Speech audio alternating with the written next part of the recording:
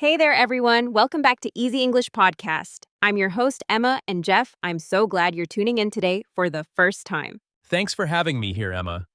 Today we have a really interesting topic. We resonates with nearly everyone. Overthinking. Yes! Who among us hasn't spent countless hours tangled in thoughts, worrying about every little detail? Exactly. Overthinking can sometimes feel like an uninvited guest who just overstays their welcome. Okay, gonna be honest, that was kind of funny. Yeah, right, haha. You get that point anyways, you said. Overthinking feels like an uninvited guest who just overstays their welcome. That's totally true. It's like our brains are playing a never-ending game of what if. I remember a time when I really struggled with overthinking during my childhood.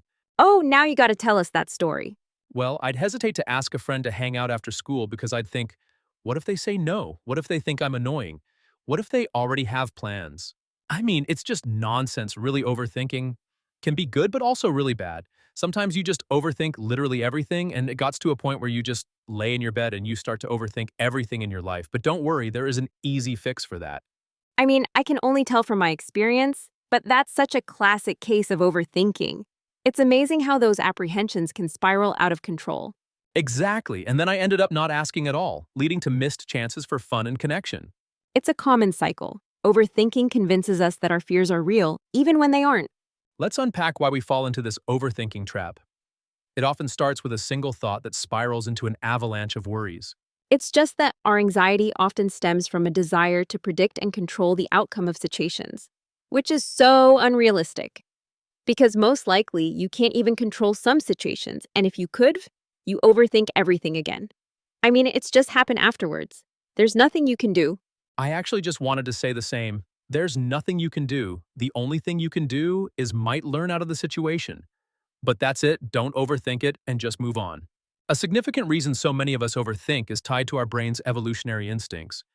We are hardwired to recognize potential threats, which was essential for survival in earlier times. Oh, yeah, right. I read somewhere that back in the day, if you heard rustling in the grass, you had to figure out if it was a predator or just the wind. For those that didn't know, yes, we people went hunting back in the days. We're completely falling out of the topic today, but yeah, anyway, haha. We don't really face as many physical threats as we used to, but our minds still react as if we do. That leads us to overthink social interactions or decisions that feel risky. Let's just say you send a text message to a friend, "Hey, are you free this weekend?" What would you think in this situation, Emma? I would think, what if they don't respond? What if they don't want to hang out with me? Or maybe if I choose the right emojis, or should I ask that straight away? You see, even out of those little texts, you can just make it really complicated and overthink it. And yeah, the emoji quandary. These seemingly trivial things can end up causing us so much distress. Right, so I would say, let's delve deeper into how overthinking manifests in our lives. I think it often begins with a thought that creates anxiety, leading to a cycle of rumination and self-doubt. For instance, let's talk about a job interview. If you don't feel confident, you might start to overthink on everything you could have done better, right? Oh yeah, totally. You could end up reliving every moment. You stumble over your words, and suddenly, your mind spirals down a rabbit hole. And then you might think, what if they didn't like my answers? What if I never get another opportunity? Like, I know if from myself, it's just exhausting and annoying. And then I also sometimes think, can this overthinking stop? Oh my gosh. You see him getting already angry if I'm thinking about me overthinking. I feel that. But that self-doubt not only clouds our judgment, but can also paralyze us from taking action in the future. Have you ever taken a moment to observe the patterns of your overthinking?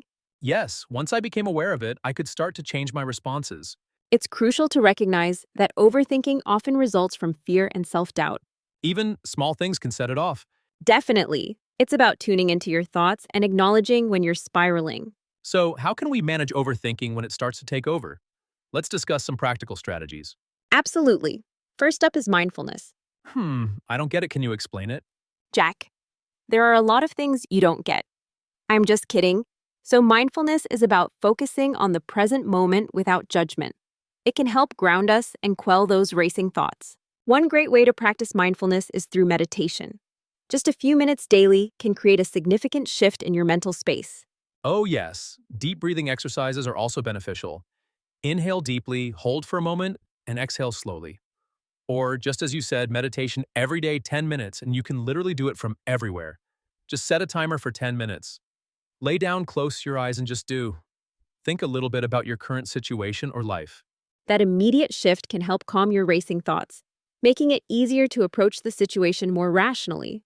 Another incredibly effective technique is just writing it down. I mean, we often forget we can also just use a pencil and a piece of paper to write things down. I mean, yes, we can also do it on our phones, but I personally think writing things down on a piece of paper makes us more not forgetting things. Exactly. Journaling can be an excellent way to offload those spiraling thoughts. As I just said, for visual thinkers, putting a pen to paper often helps organize thoughts and create clarity. Yeah, you can even write a letter to yourself or to those nagging worries. It might sound silly, but it offers a new external perspective. And don't overlook the benefits of physical activity. Getting your body moving can boost your mood and help clear your mind. You know what you can do also, Jeff? Just go for a run. Simple, or dance in your room, or even do some yoga. I mean, I personally wouldn't do yoga, but going for a run sounds good to me. But let's not underestimate the power of communication. Sharing our thoughts with trusted friends can make a world of difference. Absolutely. Often vocalizing our worries can ease the burden, making it all feel a little lighter. When you express your worries to a friend, they can provide reassurance and insight that might not have been visible to you. Sometimes they'll share their experiences and remind you that you're not alone. And often you can also just learn from their own experience so you don't make the same mistakes as them. Speaking of support, we need to touch on the importance of self-compassion. What does that mean, Jeff? So basically, it means we are often our own worst critics, and fostering some self-kindness is crucial. It's natural to make mistakes. After all, we're human. So, if you find yourself in a cycle of overthinking, take a moment to be kind to yourself. You could say to yourself, it's okay to feel this way. I'm doing the best I can. And if you feel otherwise, you can still turn it into positivity and say, it's okay. I can learn out of this situation, so I make it better next time. You don't want to know how many times I told myself that, but it's fine. So, another helpful technique for combating overthinking is structuring your thoughts. This involves categorizing your concerns.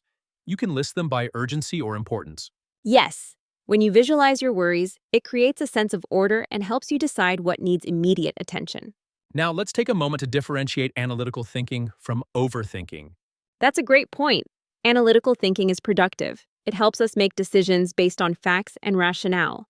On the other hand, overthinking can quickly become a hindrance.